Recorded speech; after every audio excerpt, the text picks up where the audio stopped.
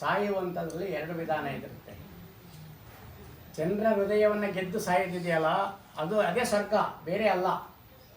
ಯಾರಾದರೂ ಒಬ್ಬ ಊರಿನಲ್ಲಿ ಒಳ್ಳೆಯ ವ್ಯಕ್ತಿ ಇರ್ತಾನೆ, ಊರಿಗೆ ಒಳ್ಳೇದು ಮಾಡಿರ್ತಾನೆ, ಸಮಾಜಕ್ಕೆ ಒಳ್ಳೇದು ಮಾಡಿರ್ತಾನೆ, ಅಥವಾ ಮನೆತನಕ್ಕೆ ಒಳ್ಳೇದು ಮಾಡಿರ್ತಾನೆ, ಇನ್ನೂ ಏನೇನೋ ಒಳ್ಳೊಳ್ಳೆ ಕೆಲಸ ಮಾಡಿರ್ತಾನೆ. ಅಕಸ್ಮಾತ್ ಆ ವ್ಯಕ್ತಿ ಸತ್ತೋದ ಅಂತಂದರೆ ಜನ ಏನಂತ ಮಾತಾಡ್ಕೊಂತಾರೆ ಹೇಳ್ರಿ? ಎಂಥ ದೇವ್ರಂಥ ಮನುಷ್ಯನಪ್ಪ ಹೋಗ್ಬಿಟ್ಟ ಅಂತ ಹೇಳ್ತೀರಿ. ನೀವೇ ಮಾತಾಡೋದು ಹೋಗ್ತಾನೆ, ಎಂಥ ದೇವ್ರಂಥ ಮನುಷ್ಯನಪ್ಪ ಹೋಗ್ಬಿಟ್ಟ ಅಂತ ಹೇಳ್ತೀರಿ. ಅವನು ದೇವರಲ್ಲ ಅಲ್ವಾ?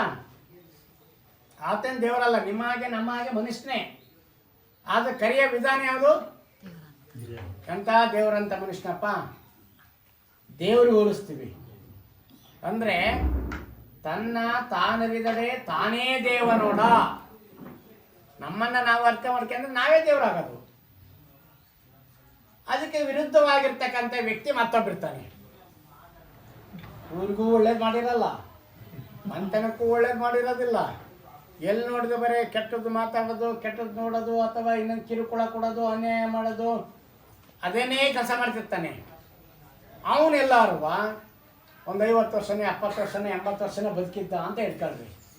80 ವರ್ಷ ಆದಮೇಲೆ ಅವನು ಸಾಯ್ತಾನೆ. ಅವಾಗ ಏನಂತ ಹೇಳ್ತೀರಿ ನೀವು? ದೇವ್ರು ಇಷ್ಟು ವರ್ಷ ಯಾಕೆ ಬಿಟ್ಟಿದ್ದಲ್ಲಪ್ಪ ಅವನ್ನ ಅಂತ ಹೇಳ್ತೀರಿ ಅಲ್ವಾ? ಎರಡೂ ಶಬ್ದನೂ ಮಾತಾಡೋದು ಯಾರು? ನಾವೇನೆ. ಒಳ್ಳೇದು ಮಾಡಿದರೆ ದೇವ್ರಂಥ ಮನುಷ್ಯ ಅಂತ ಕರಿತೀವಿ. ಕೆಟ್ಟದ್ದು ಮಾಡಿದ ತಕ್ಷಣನೇ ಆ ದೇವರು ಇಷ್ಟು ವರ್ಷ ಬಿಟ್ಟಿದ್ದ ಇನ್ನೂ ಯಾಕೆ ಬಿಟ್ಟಿದ್ದಪ್ಪ ಇವನ್ನ ಅಂತ ಅಂತೀವಿ. ನಮ್ಮ ನಡೆ ಇವನು ಹೋಗ್ಲಿಲ್ವಲ್ಲ, ಅವನು ಸಾಯ್ದಲೇ ಇದ್ರು ಇವನು ಸಾಯಿಸೋಂಥ ಜನ ಅದಾರ ನಾವು ಅಲ್ವಾ? ಅವನಲ್ಲಿ ಬೇರೆಯವರೆಲ್ಲರೂ ಸಾಯ್ತಿದ್ರು, ಅವನು ಸಾಯ್ದಲೇ ಇದ್ರೆ ಬೇರೆ ಬೇರೆ ಒಳ್ಳೊಳ್ಳೆಲ್ಲ ಹೋದ್ರು, ಇವನು ಮಾತ್ರ ಇನ್ನೂ ಇದನ್ನಲ್ಲ ಅಂತ ಅಂತೀವಿ. ಅಂದ್ರೆ ಅದು ಅರ್ಥ ಏನು? ಎಲ್ಲರ ದೃಷ್ಟಿಯಲ್ಲಿ ಅವನು ಕೆಟ್ಟವನು, ಅವನ ವರ್ತನೆ ಕೆಟ್ಟದ್ದಿದೆ, ಅವನ ಮಾತು ಕೆಟ್ಟದ್ದಿದೆ, ಅವನ ನಡವಳಿಕೆ ಕೆಟ್ಟದ್ದಿದೆ, ಅವನು ಹೋಗುವ ದಾರಿ ಸರಿ ಇಲ್ಲ. ಇವನ್ನೆಲ್ಲವನ್ನ ನೋಡ್ಕೊಂಡು ಯಾರು ಸರ್ಟಿಫಿಕೇಟ್ ಕೊಡೋದಕ್ಕಿಲ್ಲ, ಜನನೇ ಕೊಟ್ಟಿರ್ತಾರೆ ಇವನು ಕೆಟ್ಟವನು ಅಂತ ಅಲ್ವಾ? ಹಾಗಾಗಿ ಲೇಸೆನಿಸಿಕೊಂಡು ಒಂದು ದಿನ ಕೂಡಲ ಸಂಗನ ಶರಣರಲ್ಲಿ ಲೇಸೆನಿಸಿಕೊಂಡು ಒಂದು ದಿನ ಬದುಕಿದರೆ ಸಾಲದೆ